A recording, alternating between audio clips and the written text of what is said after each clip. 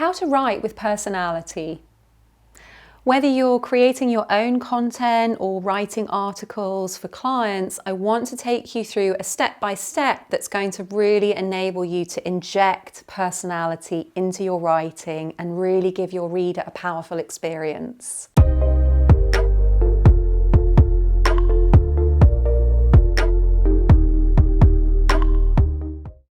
Right, let's dive in.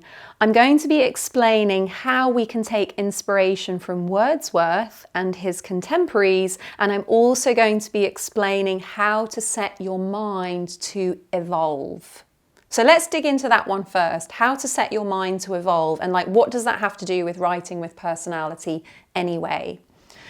So at any stage when we're learning a craft, whether it's writing or it's any other skill, whether it's an artistic skill or creative skill or something that you need to learn for your business, at any stage when we're learning something, we want to be able to come with an attitude where we have set our minds to evolve, rather than coming to it from a place of, I feel quite fixed about this, I don't know how to get better, I don't really see the point of this, I'm really struggling.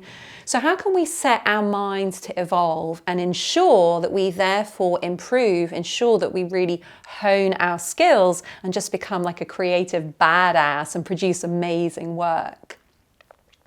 So a nice way to think about this is actually how the mind works. The mind very simply wants you to stay doing the same thing. That's how it stays safe. And the weird thing about that means that anytime you come into an area where you think I have to learn more, the mind can be quite resistant to that. Firstly, because it doesn't want to fail. Secondly, because it doesn't like to do things that it doesn't know how to do. So if you're in this area where you're thinking, okay, I'm doing writing, but I tend to be getting feedback that it's a little bit dry or it's a little bit technical, or that my writing needs more personality, maybe even humor. So it might be that you're getting feedback from other writers that are in a writing group. It might be that you're writing articles for clients and your clients aren't really happy with what you're coming up with. So you got to this place where you know that you need to improve, but you're stuck.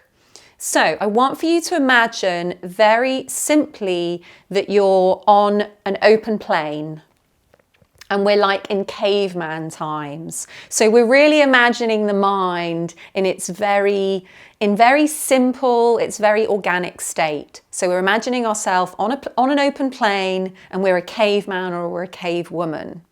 So as a cave woman, if I'm on this open plain and I see a big hairy animal ahead of me, so that big hairy animal represents you're not writing with personality. So it might represent negative feedback, it might represent a client who's really unhappy with what you've been producing, maybe it represents feedback that you've had from an agent, or maybe your own feelings that your writing isn't good enough. So I'm a cave woman, I'm on this open plain, and there's this big hairy creature, and I see it. Now, if I want to set my mind to evolve, I'm going to have a very specific attitude. So I'm going to see this creature, I'm going to look left, and I'm going to look right. Now, this is so key, this eye movement. It's really, really dramatic and really effective. Because if I were to just see this hairy creature and turn and run, I'm sending a very specific signal to my brain. I don't want anything to do with this. That's not a mind that has set to evolve. That's a mind who's running the opposite direction and doesn't want to improve, doesn't want to learn. If I look left and if I look right, I'm sending a signal to my brain, which is, this is something I don't know about, but not so much of a threat that I'm going to run and go the opposite direction. By looking left and by looking right, I'm showing myself that I'm gathering intel. I'm looking for examples. I'm looking for information. And that's exactly what we want to do in this situation. So yes, I literally mean looking left and looking right. It's been proven that once we go for a walk, because we automatically look left and right when we go for a walk, when we come back after a walk, we have set our mind to evolve and we're much more likely to be able to come to a problem with an open mind. When we come to a problem with an open mind, we improve. So you can do this a couple of ways. You can actually go for a walk whilst thinking about personality in your writing. And as you're walking and you're looking left and you're looking right, you might be thinking of examples. So you might be thinking of other people's writing that you really enjoy. You might be thinking, well, where does personality come through in writing? Now, you might be there going, okay, Gabriella, that's all very well, but I don't know what personality in writing is. So it might be that you're like, I don't even have any examples. And so rather than going on that walk, you actually go online, or you might open up books. And what happens when we open up a book, right? We go from left to right to gather intel, to gather information. So we're automatically sending that very rudimentary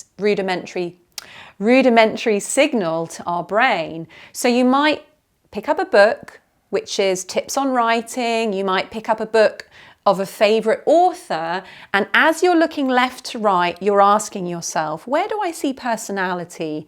Where is personality shining through? If I were to read this sentence, what might define where the personality is in this sentence? So you're asking key questions and you're moving your eyes from left to right.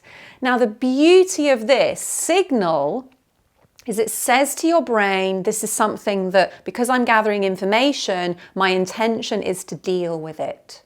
So if we come back to that hairy monster and I'm the cave woman, I see the hairy monster, I look left and I look right, and I figure out, actually, this isn't something that I need to be afraid of. If I approach this animal slowly, then I'm going to be able to have safe passage. In fact, as I approach this animal, I see that it's now lying on the floor and rolling over, and I have my first encounter with a cute dog. And so this thing that I thought was really scary, because I gathered intel and because I've learned how to approach it, I discover that it's actually something really lovely. And it's the same with personality in writing. The way we approach it can either mean that we're fearful, can either mean that we think that we're never going to master it, or by looking left and right, by switching the brain in that very specific way, we're sending a signal that says, I'm open to figuring this out. I'm open to evolving. I'm open to improving. Now, it doesn't mean that literally you sit there and you go like this with your eyes. You have to introduce something. You have to introduce examples. You have to introduce specific questioning. So you need to read, you need to research, you need to ask questions, you need to gather intel. So you're looking left to right, but you're actively gathering intel and you're thinking about examples. So here's where we come to Wordsworth. Now, Wordsworth and his contemporaries, they were living in a time where writing was something that was really being explored, which is so awesome because they were doing things like running up mountains in storms to have this very profound experience and then trying to capture it in words. They were going to beautiful spots in nature to watch the sunset, and as the sun came down, they were like watching it and they were feeling and they were trying to capture everything in words. And so what they were exploring, what they were testing out was this idea of writing as a vessel. Writing as these words as a vessel that carries experience and delivers it to the reader. And so it's a lovely example to take when you're thinking about how can I bring personality into my writing. Personality is experience. Personality is a part of you, and that part of you will be stuff that you're thinking, will be stuff that you're thinking, will be stuff that you're seeing. Now, if you're writing your own work, maybe you're writing a personal essay about how you overcame adversity, then you are going to want to capture that feeling, capture that experience, and allow the words to be the vessel. Allow the words to be the container that hands that personality or that experience over to your reader. It can also work if you're writing a cathartic poem, a poem that contains all of your emotions and delivers them to your reader and essentially takes them off your chest. So it's nice to use if you're thinking about how to inject personality into your own writing. But what if you're creating content for somebody else? Well, the important question to ask here is you imagine your experience with your imagined reader. So rather than running up the hill to watch the sunset and write about your own experience, you're running up the hill to watch the sunset and imagining the experience of your reader. So, for example, say you've got a client who's commissioned you to write a blog post about the 10 things that we now know about a specific product that's come on the market. So you're going to imagine the experience of your reader is potentially someone who's thinking about buying that product. Okay, so they're coming to the blog post, they're thinking about buying that product, but what's the experience that you're going to imagine them having? So you might think, oh, I'm going to imagine them having an experience where they're like so overwhelmed by conflicting opinions. So that's going to be the personality that you inject in. You might start your piece with like, do you feel like your brain has been fried in 8 different kinds of oil and you're saturated with grease and you don't know which way to look, where to get the right information? I want to make it really simple for you. And so suddenly your reader is like, oh, I really feel like this writer gets me, like I really get a sense of who this writer is, simply because you're understanding their experience. So you're not giving them your experience, but you're understanding their experience. It might be that a client has asked you to write a piece that is explaining the benefits of a vegan diet because your client is someone who runs a brand all around vegan cooking, and so they want people to come to the website and be really inspired. So again, that's going to be the personality. You imagine the reader coming to the website, not sure, like, do I want to be vegan? I'm not sure if I'm going to be able to sustain this as a lifestyle. And so that's going to be the personality. You might say, hey, listen, I get it. Going vegan is a big commitment. So I want to let you know how you can go vegan step by step and still fall off the wagon and not give yourself a hard time. So again, you're really injecting personality because you understand how your reader feels. It's not about you. You might not even be vegan. A client's asked you to write this article on a topic that might not be you, but that doesn't stop you being able to really imagine the experience of the reader and really tailor a personality that meets the reader so that the reader thinks, hey, I feel like I'm really being spoken to. Hey, I feel like the person who's writing this article really gets me. And then you've got this lovely sort of friendship forming where someone's reading your work and they feel like they know you. They feel like you probably would be friends if you met at a party or if you met in the street sometime. So there we go, my friends. How we can start to inject personality into our writing by using the experience of Wordsworth, so that it's really understanding that personality is about an experience, whether it's our own experience or whether it's the imagined experience of the reader.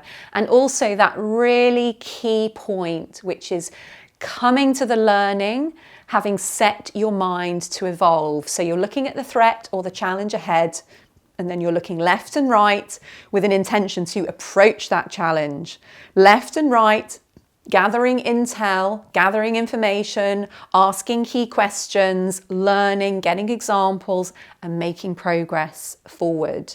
All of this is going to absolutely ensure that you continue to develop as a writer and as a creative. You keep building your skills, you keep becoming more powerful, and these are the tools and techniques that when you master them, you're really going to find that you're able to create and live and earn just the way that you want, which is what this channel is about, which is what my work is about. So if you love the idea of that, if you love the idea of a fulfilling and a financially rewarding creative career, you are going to want to watch my free masterclass.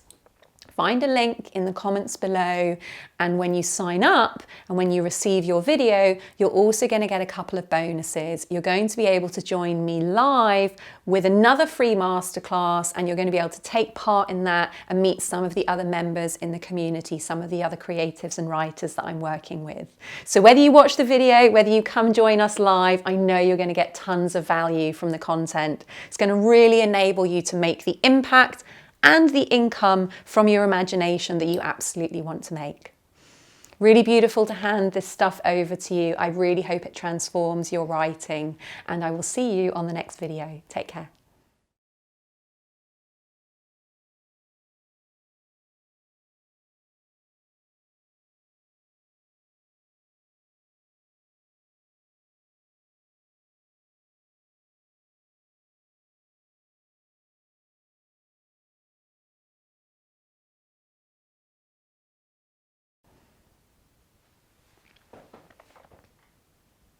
Woo! Fucking 8! Yes, mate. Shit. So.